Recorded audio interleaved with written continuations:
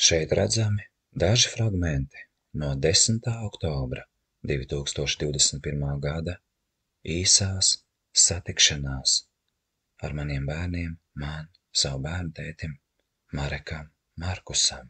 Es nodevu saviem bērniem dāvaniņas, mazliet aprunājos, uzzināju par to, kā viņiem klājās, kā viņi jūtās, mazliet paspēlējāmies, samīļojām citu. Dažus teikumus pārmēju arī ar bērnu māti.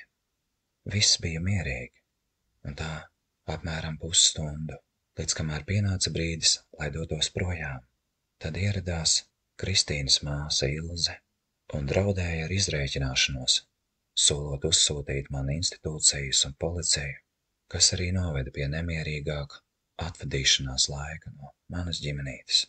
Šajā materiālā redzami es, mani bērniņi, Kristīna un atsevišķās bildēs arī Kristīnas māsa Ilze Ruģele.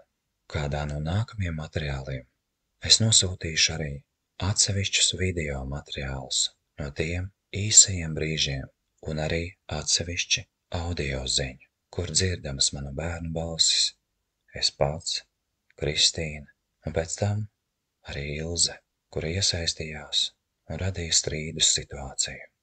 Tur, kur strīdam nebija pamata.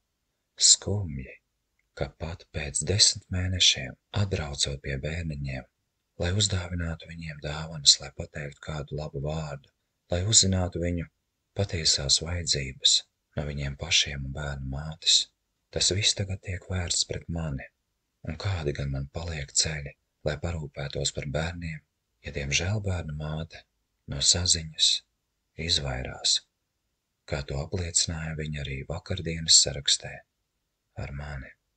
Klātienē sacīja, ka pieņems sūtījumus un dāvanas priekš bērniem, bet vakar viņa uzrakstīja, ka to nedarīs. Ar labu dienu!